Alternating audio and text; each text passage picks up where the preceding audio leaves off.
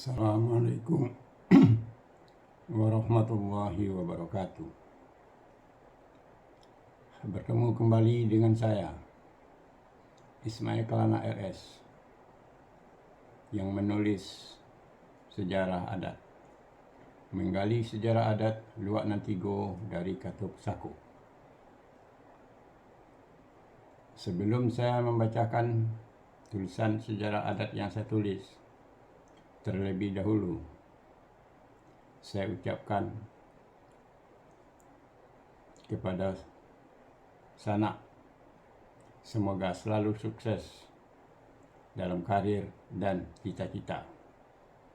Dan jangan lupa like dan subscribe agar Sanak selalu mendapatkan tulisan sejarah adat saya yang berkesinambungan.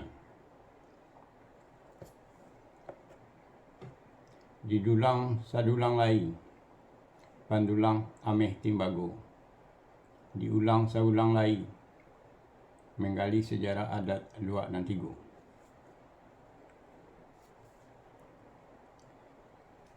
Sekarang saya akan membacakan tulisan sejarah adat yang saya tulis, yaitu mengenai Harto Pusako Pencarian. Harto Pusako Pencarian terdiri dari 3 bagian. Pertama, Harto Pusako Pencarian perorangan, yaitu seorang laki-laki. Yang kedua, Harto Pusako Pencarian perorangan, yaitu seorang perempuan. Disebut juga dengan Harto Pusako Ronda. Ketiga, Harto Pusako Pencarian laki bini atau suami istri. Sekarang yang pertama, yaitu Harto Pusako Pencarian perorangan, yaitu seorang laki-laki yang masih bujang, belum berkeluarga, atau bisa juga laki-laki itu sudah berkeluarga dan menaruhnya atas nama sendiri atau perorangan. Laki-laki itu tentu ingin pula punya harta sendiri. Menaruhnya bisa dengan tambilang bosi, dikerjakan dengan tenaga, dan bisa juga dengan tambilang ame atau dengan cara dibeli, baik sawah ataupun parak dan lain-lain sebagainya.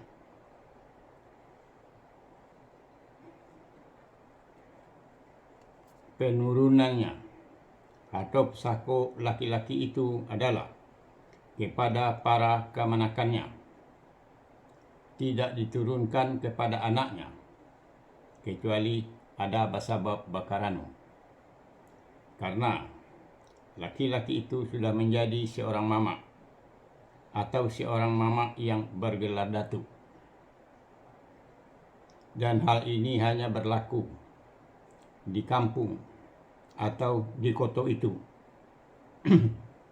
dan tidak berlaku di daerah rantau. Itulah mengenai Harto Pusako Pencarian perorangan dari seorang laki-laki. Yang kedua, Harto Pusako Pencarian perorangan yaitu seorang perempuan, disebut juga dengan Harto Pusako Ronda. Harto Pusako Pencarian ini berasal dari seorang perempuan yang belum berjunjungan atau belum bersuami, maupun perempuan itu sudah tidak berjunjungan lagi atau sudah bercerai dari suaminya. dengan cara menaruh sawah dan porak dengan tambilang besi atau dikerjakan dengan tenaga, dan menaruh sawah dan porak atau harta benda lainnya dengan tambilang ameh atau dengan cara dibeli. Harta yang diusahakan atau yang dicari oleh seorang perempuan itu dinamakan juga dengan harato pusako rondah. Mengerjakan harato pusako rondah itu adalah perempuan itu sendiri dan boleh meminta tolong kepada saudaranya atau mamaknya. Apabila perempuan itu sudah berjunjungan atau bersuami, mengerjakannya perempuan itu dengan junjungannya atau suaminya, dan boleh juga meminta pertolongan kepada saudara-saudaranya maupun mamak-mamaknya. Harta pusako rondah itu tetap menjadi milik dari perempuan itu, dan suaminya tidak boleh membawa hasil dari harta perempuan itu ke rumah pihak dari suami, kecuali ada basabab bakarano, yaitu seizin dan disetujui oleh perempuan itu. Karena di luar Netigo, setiap laki-laki beristri, laki-laki itu tinggal di rumah pihak istrinya atau membuat dangau atau rumah baru di tanah lingkungan pihak istri. Apabila perempuan itu mempunyai anak, maka harato pusako rondah itu diturunkan kepada anak dari perempuan itu yang sudah menjadi ande atau ibu. Penurunan harta pusako rondah dari ande kepada anak berpijak dan bersondikan kepada mengambil contoh karena sudah, mengambil tuah karena menang, yaitu mengambil contoh kepada yang sudah ada pada waktu menegakkan dan menanam gelar pusako adat Datuk 3 Sarangkai, yaitu 1. Sultan Paduka Besar Datuk Ketumanggungan. 2. Jatang Sultan Balun Datuk Parapati Nasabatang.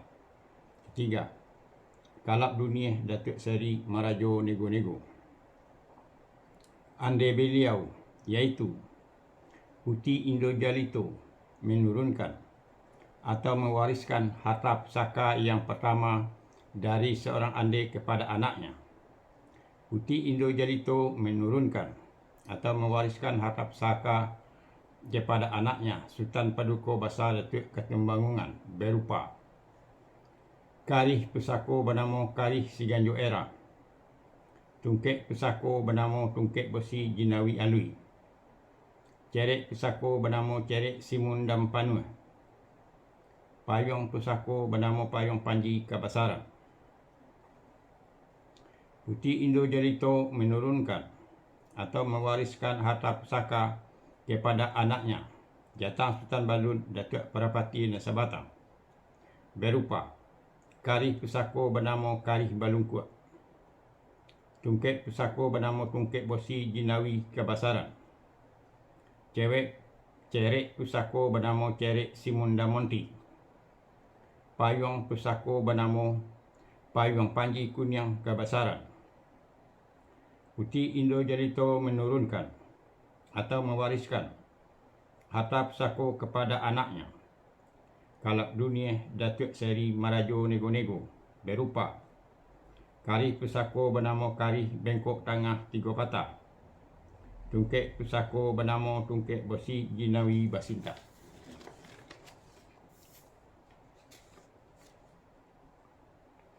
Itulah dasar pertimbangan dari penurunan harta pusako rondah dari seorang ande kepada anak.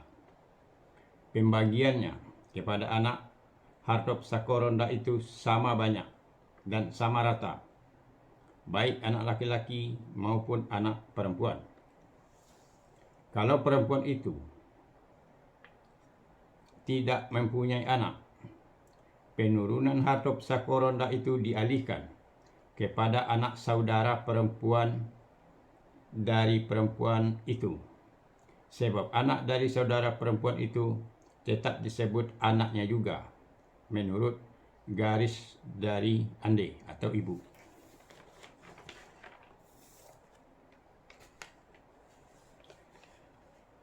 Yang ketiga, harta pusaka pencarian berasal dari usaha pencarian berdua, laki bini atau suami istri. Selama laki bini itu masih terikat tali perkawinan, laki bini itu mendapatkan harta pusaka pencarian itu bisa melalui menaruh sawah dan para dengan tambilang besi atau mengerjakannya dengan tenaga. Bisa mendapatkannya melalui menaruh sawah dan porak dengan tambilang ame dengan cara dibeli.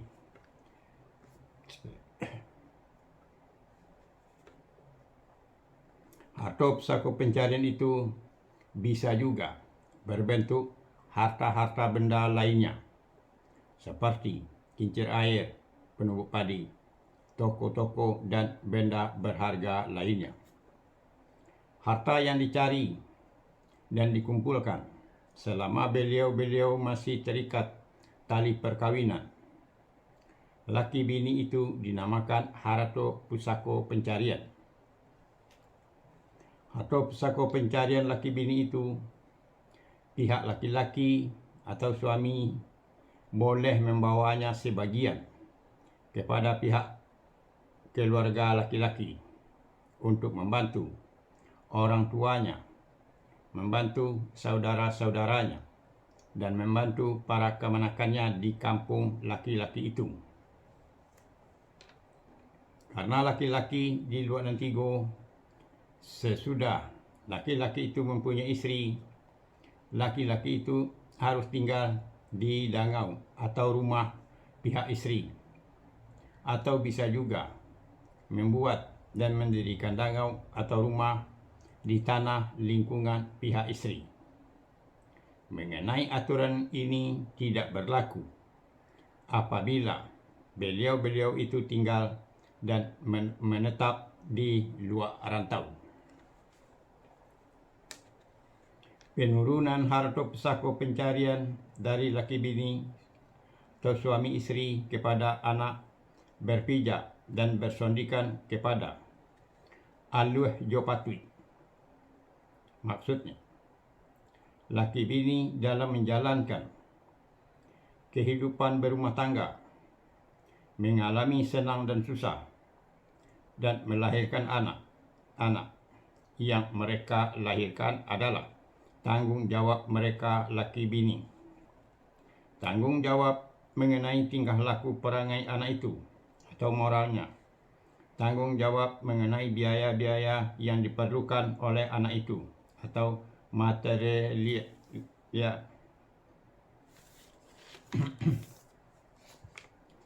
Di dalam kata pusaka adat berbunyi, anak dipangku, kemanakan dibimbing.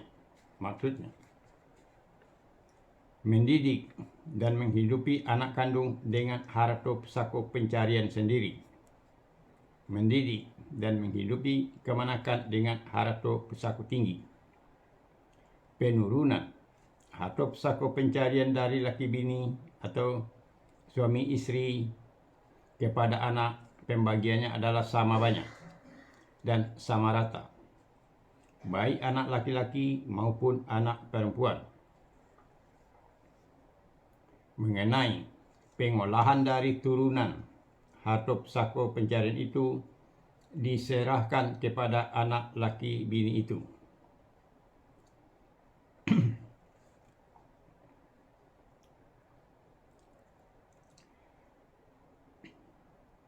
Kalau laki bini itu tidak ada mempunyai anak kandung, penurunan atau pewarisannya dialihkan kepada anak dari saudara perempuan dari bini atau istri itu, karena anak dari saudara perempuan dari bini istri itu juga dianggap sebagai dianggap sebagai anaknya menurut garis keturunan dari ande atau ibu.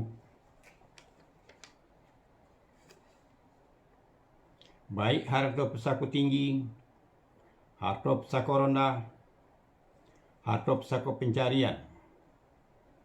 Kemudian dibuatlah kartu pusaka adatnya dan menjadi kartu pusaka adat. Kalau paku kacang balimbiang, tampurung lenggang lenggokkan, bau menurun ke sarwaso, tanam sirih jo akanyo. Anak dipangku kamanakan dibimbiang, orang kampung dipatenggangkan, jago nagari jan binaso, tenggang saroto jo adek. Nah, itulah mengenai harta pusaka pencarian. Akhir kata saya ucapkan wassalamualaikum warahmatullahi wabarakatuh.